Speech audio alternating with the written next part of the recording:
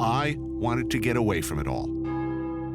Coast gently, gently into another season of television. No sharp edges, easy.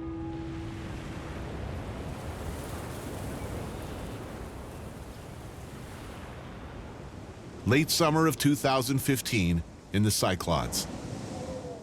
And it feels a million miles from the Greece you see in the headlines. Food banks have remained closed for an entire week. Now the depth of their financial woes is becoming painfully clear. Athens has asked its people whether they accept stringent reforms as part of the country's second bailout. 40,000 Greeks have hit the streets. The country could find itself kicked out of the euro. Athens could be just words away from financial disaster. That Greece, they say, is teetering on the edge of an economic apocalypse. Broke, in peril of being foreclosed on by the disdainful European powers. On top of that, there's the refugee crisis. Greece, probably the least prepared, least equipped to take in thousands of refugees from Syria, Afghanistan, and elsewhere, is being flooded with desperate women, children, men. They wash up on their shores alive and dead.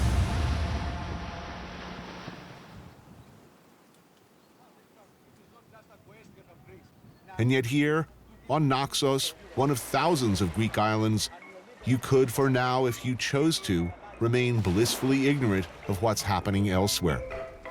Pretend that everywhere is just like here.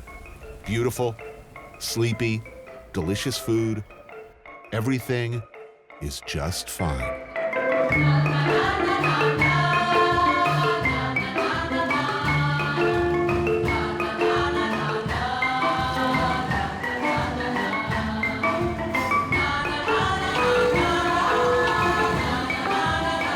John Steinbeck said, "Any man who pits his intelligence against a fish and loses has it coming." But the Greek fishing trade didn't stand a chance when hit with the 1-2 punch. First of diminishing fish stocks, then the financial crisis and slacking demand.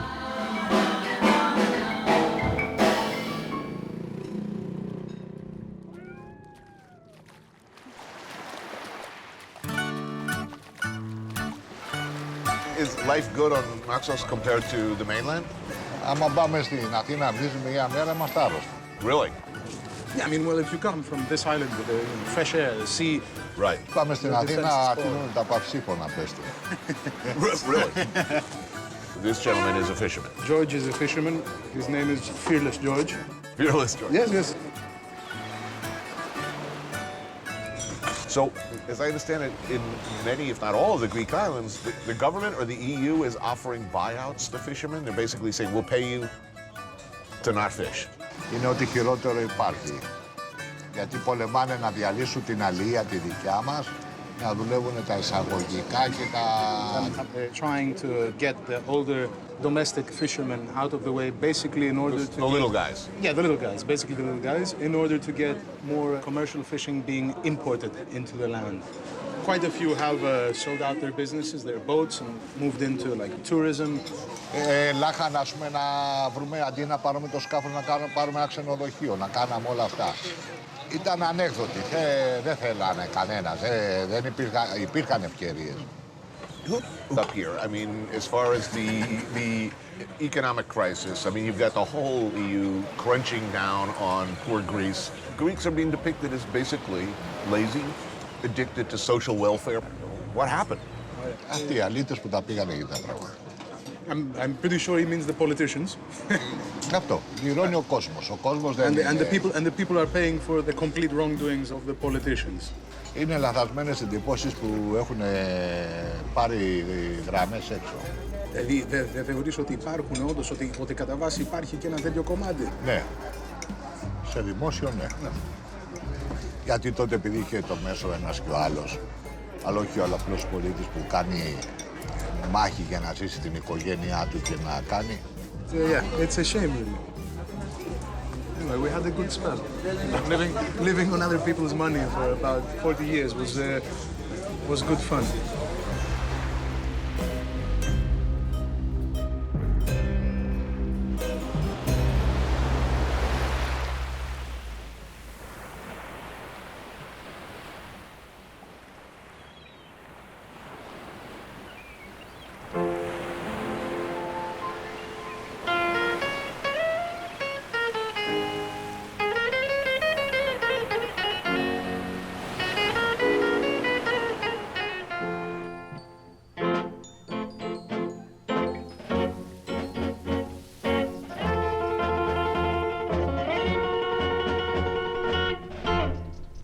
Απόψε είναι πια για μας.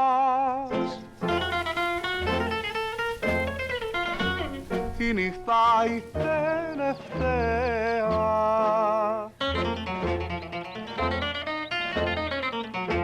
θα κλαις με μαύρο δάκρυ. Απόψε φυλάμε κι αγκαλιάσέ με. Αύριο φεύγω, λησμόνησέ με.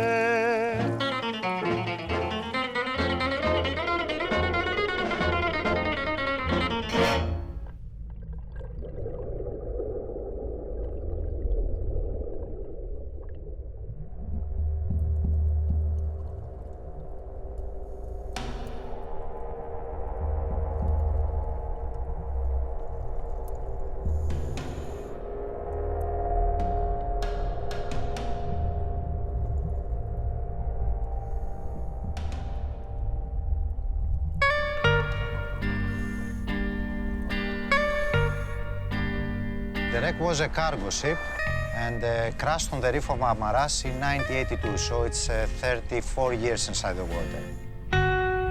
Diving in the Cyclops is some of the best in the Med, and I was told that this wreck was filled with stolen doubloons and Nazi morphine. Panos, my dive master, has certainly never heard these rumors. No treasure down there, nothing sinister or untoward. Maybe there is inside. In the engine room, I never get there, so I don't know what is inside. The rumor is that they crashed it on purpose in order to take the insurance. So nobody was injured, everybody was safely transported to the port of Agiana. That's a rumor, of course, eh?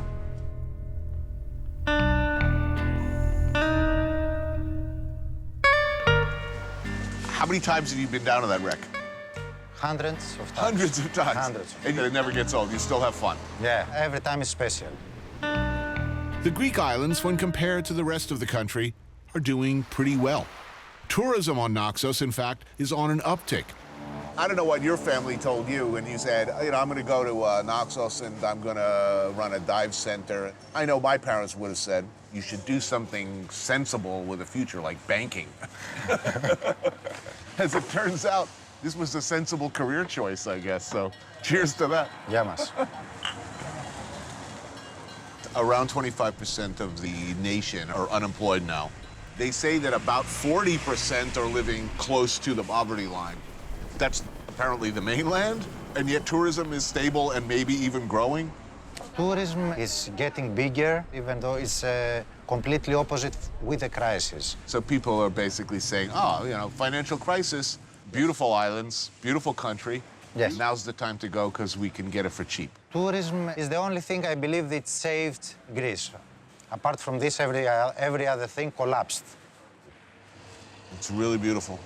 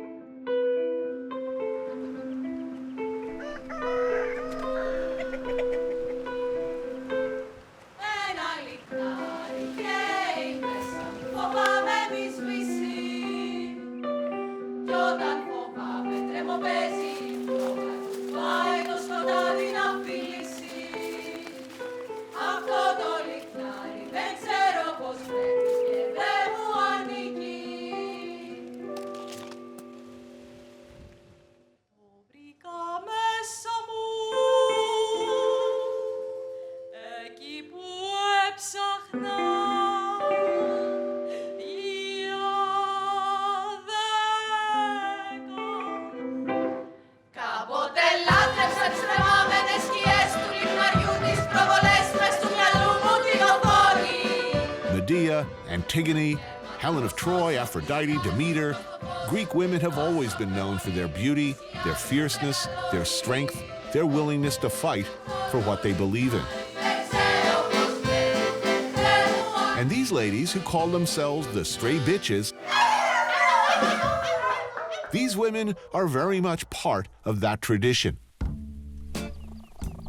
When I mentioned that I was drinking ouzo before, I kind of... There was a reaction. We prefer raki. Yes, yes. Raki. Okay, so I'll be drinking raki on the rocks. Bravo. The stray bitches. Who are the stray bitches? Us. What are?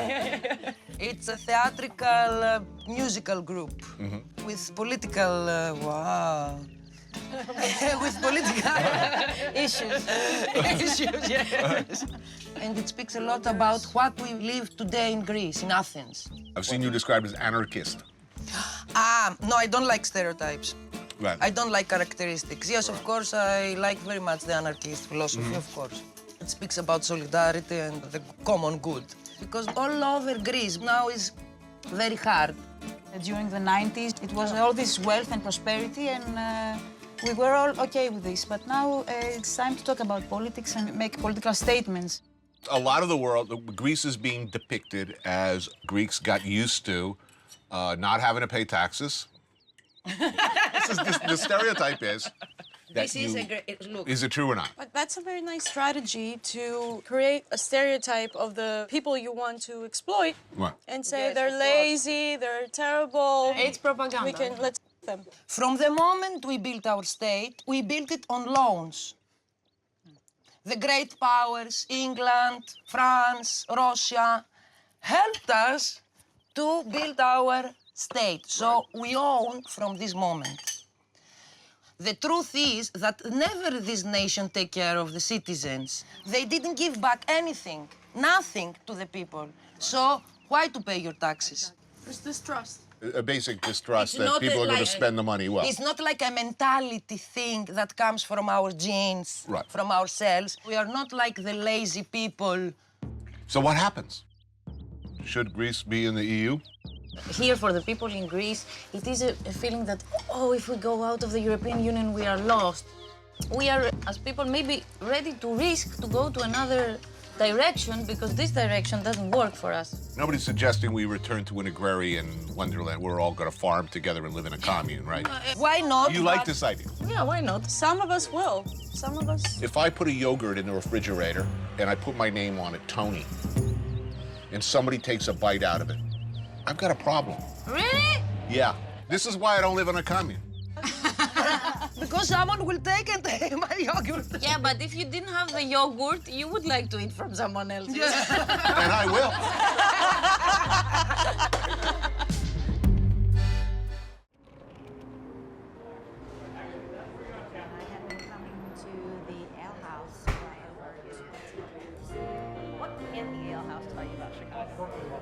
My father did me also very... I do a lot of crossword. As late afternoon gives way to evening in Chicago's Old Town, it's time to drink. Though to be fair, almost any time is time for a drink at the Old Town Ale House. Another favorite of mine is Anita. The difficult ones are the people who... The chorus assembles to give their opinions on matters of the day, subjects of great import to this city on the lake, this city of broad shoulders, this true metropolis. But there's no shortage of characters in here. You know, I've lost a couple really great ones. John Fox, the comic, died a few years ago. We just lost Ruben Four Toes, this 400-pound Mexican guy. We just called him Ruben. And then when he had his big toe cut off, then he became Ruben Nine Toes. Then when he had his other big toe cut off, he became Ruben Eight Toes. And then when he had his leg cut off, I changed it down to Ruben Four Toes. He blames all of his problems on the fact his mother didn't give him any titty milk. I mean, these guys, there's nobody coming through the door to replace them. The Old Town Ale House opened in 1958 and has been serving beer and other intoxicating beverages ever since. Unless you're on the no-shot list, in which case your drinking options have been, for the good of the community, limited. There's a no-shot list? There is. The only guy that ever got off it is down there now, and it was just because he's a peer. And yeah, we have a fairly extensive no-shot list. Very extensive, meaning you can drink here, but no shots for you. No shots. Just that will lead to no good? History has shown us that these people should not drink shots. But of course, what they do is they go to another bar and drink shots, and then they come over, and then we get the remnants of it. Bruce Cameron Elliott and his ex-wife are the proprietors of the Old Town Ale House. Bruce likes to brag that he's never had an honest job, but he's a writer, legendary blogger, and artist. So who comes here? I mean, generally, I mean, who are your regulars? I think the most interesting thing about this bar on an average night, if you look down this bar at 10 o'clock or 11, I would say the average age is certainly over 40, which is very unusual. It's really what's missing in my life. I need an old man bar. Is there a common thread to your regulars? The common thread is of our hardcore regulars. They're basically alcoholics. Well, I mean, I was dancing around that. Well, we don't dance here. There's no dancing. The late John Fox, who was my all-time favorite funny man, he came up with the Ale House handshake. The secret Ale House handshake was like in the morning, which was that. Right. What do you have to do to get barred here? You know, punch somebody probably more than once. More than once.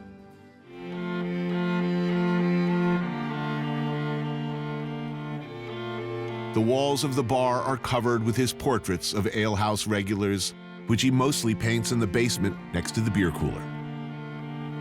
More notorious are his paintings of well-known political figures who have, for one reason or another, raised Bruce's ire. They are inevitably depicted in an unflattering, let's say, non-family-friendly light.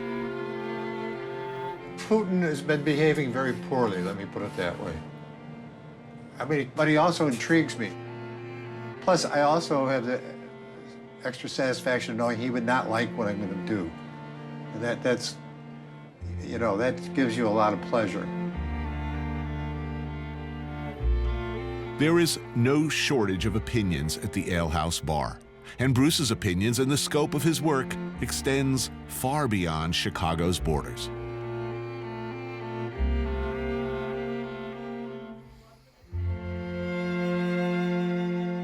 I'm working on my latest painting is Putin.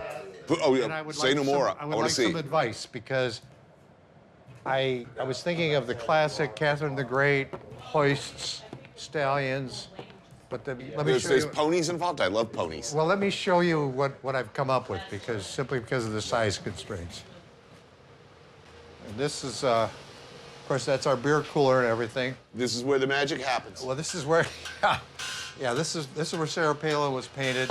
Whoa. And originally I was thinking, and I'd be very interested in your input. Originally what I thought was the Catherine the Great, the horses, and he in the receptive position. But then on the other hand, when I put him in a tutu, I thought, I think that I've really uncovered the true Putin there. Ballet is very important in Russia. Right. And if I painted him naked, that would almost be macho.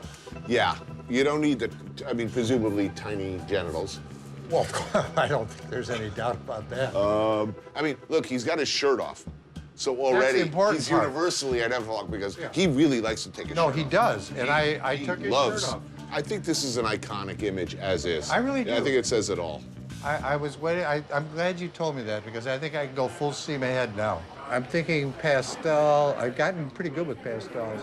But this might be one of where it's cartoon, and it's got this young guy, really early, and his dad is talking. All fans of people who follow your blog and know so much about, you know, I know who fixes your walk-in refrigerator, I know who fixes the bathroom, I know who comes in and cleans the floors, and I know the entire morning routine between the Fancy Pants and Street Jimmy. Jimmy. And I know so much about all of these people and just the day-to-day workings. But do you think there's something to be said that, like, you know, the trajectory of your clientele is not, does not tend to be. It's not ascending. It's not ascending. It's not an ascendance. It's in, yes. And I've lost a couple really, I mean, we've really lost some beauties. I mean, it's the perils of being a saloon keeper. Here's my take on that. Bar people do not live as long as vegan joggers. However, they have more fun.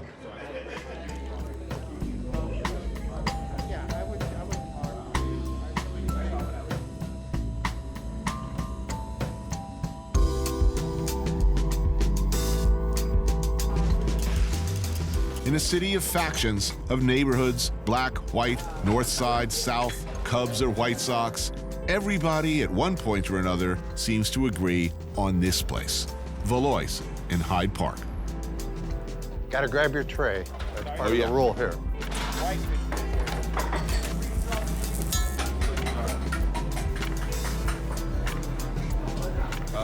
I think meatloaf and macaroni and cheese, please. Thank you. Of the whitefish, the mashed potatoes, and corn. I'm very happy about this.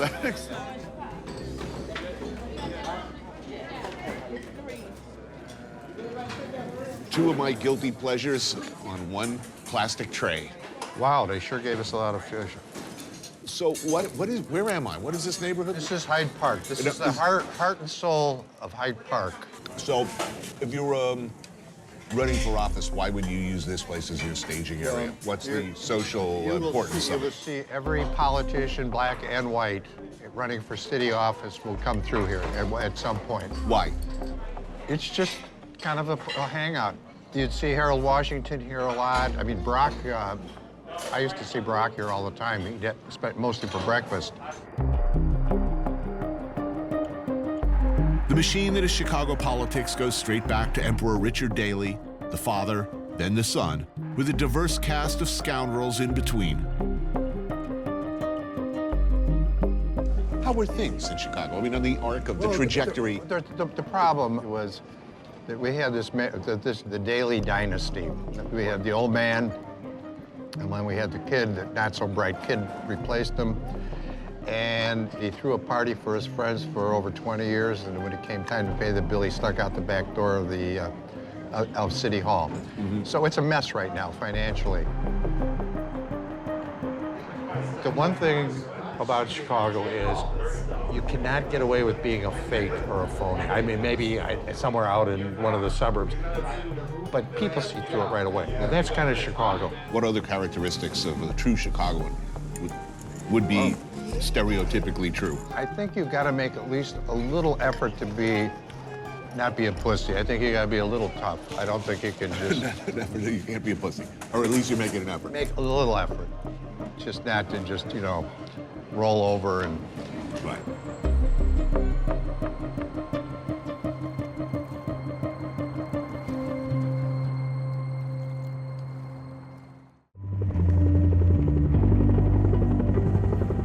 Who owns this land? Can anyone really own it? Who gets to use it? These are big questions that cut across traditional ideological lines out here, where they have real meaning, not theoretical meaning. All this belongs to one man, this guy, Bill Galt. Okay, we're about a half mile from the confluence of Rock Creek and the Smith River. Galt Ranch is 100,000 acres of grazing land, mountains, cliffs, and valleys. There's also some of the best trout fishing on the planet. Bill, the water level on the creek looks good. This is Bill's friend, the author and journalist David McCumber. They disagree on land use, a major issue. Remember when you could do that and still be friends? Lee Kinsey is a professional outfitter who Bill leases some areas of his property to for fishing. Pull this to outwit a fish. I know. It's amazing. All right, go ahead. Stop that tip high. Throw that thing straight up in the air. Good, perfect. Bill's a fifth-generation Montanan whose principal business is raising cattle. He's no weekend cowboy. This is work, and he pays a lot of attention to his land. And a big issue for him, for just about everybody around here, is the 1985 Stream Access Law. Anybody that could access a stream via a public means could in fact use the stream, even if it was on private ground, as long as they stayed within the ordinary high water mark of the stream. Widely heralded by sportsmen and outdoor enthusiasts, the law did not go down well with landowners like Bill. Oh, got him. Something took a bite. Yep. He's still got a fish right in there, too. Oh, I see him. Perfect. Hoop set. Whoa! The fish of the day. Nice brownie. All right. Woo! Beautiful thing. That's pretty. But I will not eat you today, my friend. Not today. For lunch, a modest, protein-centric repast of steak, a Wagyu Angus hybrid bred and raised right here on Bill's Ranch. There's the marbling on a Wagyu steak. That's what makes them good. Oh, that's nice. And it's pretty damn tasty, I can tell you. So you hold an opposing view, is that correct, on access? The idea behind the stream access law, that if you stay in the water, it's public. I agree with that concept. But where do you draw the line for private property rights? State were to pass a law that your restroom was public because the public needed it in your house. Right. But just because this isn't my backyard doesn't mean it's any less mine than your toilet is yours. We still pay taxes on every foot of it.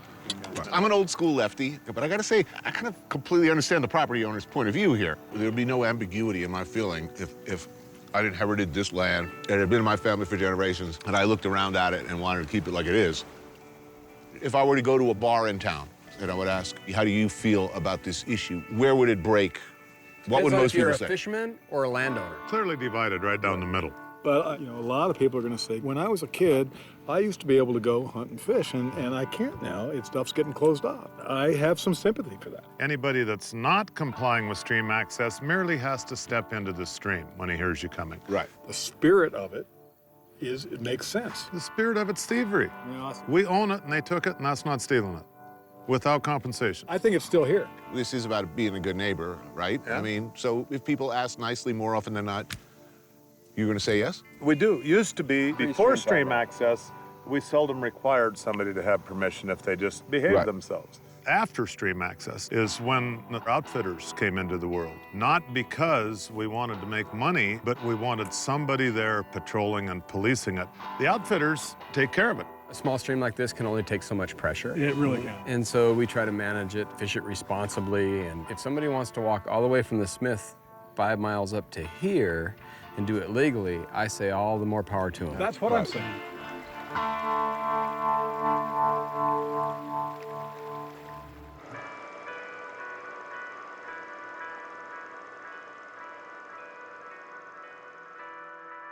Time sinks slowly to the deepest part of the ocean, the Mariana Trench.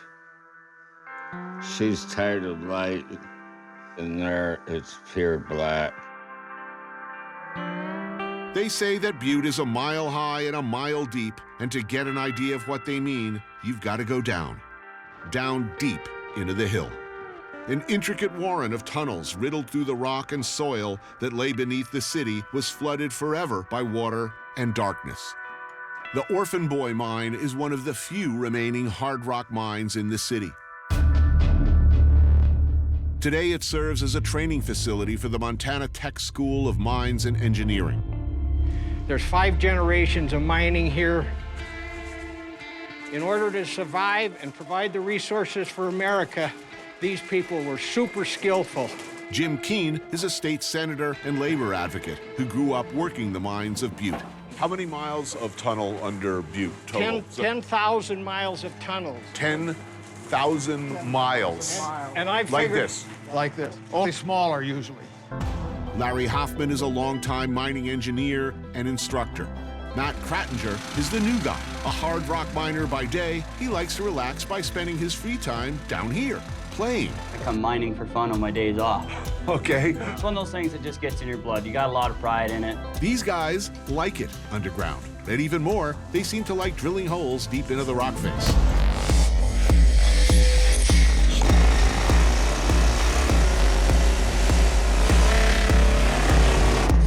You want to drill?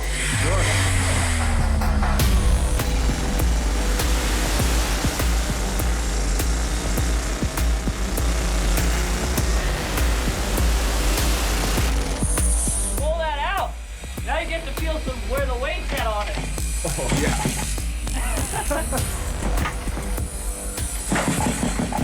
Cool. You do that several hundred times a day. No. It gets good. Sweet.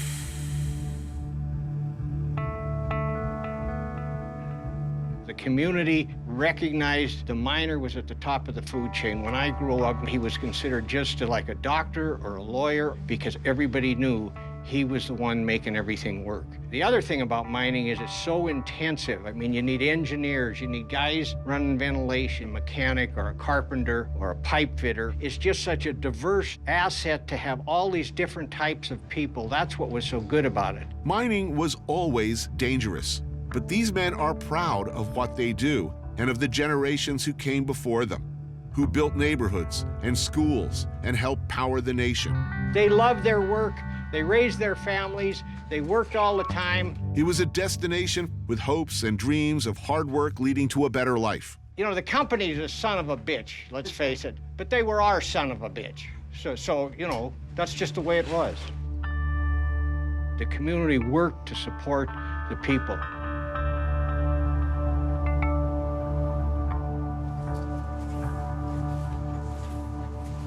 Here's the fun part. Cool. Well, how many holes do you usually drill to make a round? Between 20 and 30. What is a round? This pattern has to be drilled out. And every time you advance the face, that is a round. You drill it, you load it, you blast it, you muck it, you bolt it, you drill it again. And that's a cycle. We're in the loading process right here. They call collar priming or top priming this hole. Split, fill away. Back in the day, it was dynamite. But in the 60s, they started switching over to this stuff, ANFO, ammonium nitrate, and fuel oil. Okay, so got everything charged up, loaded. Now we get to time it. This is kind of where I got hooked on mining. As soon as I set that first round off, it was, how do we do another one? Dude, fascinating. This is where it all starts. All right. Right here. Everybody got everything out?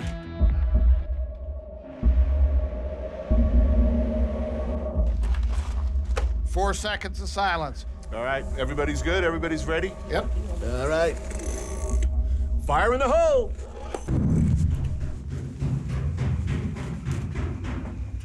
One, two, three.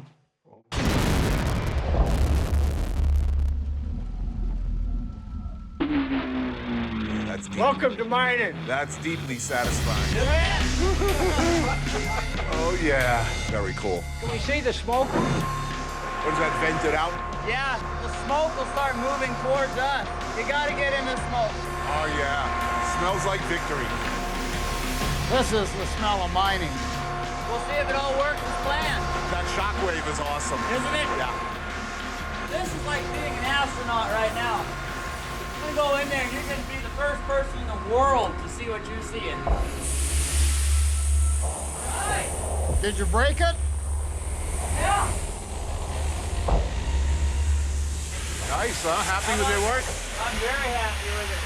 Everything came out just the way it should. Well, that's another 6-foot advance. And that is around. Beautiful thing. Yes, it is. I fell in love with the dark and the blowing things up and the people. The people's a big thing. You meet some of the most interesting people.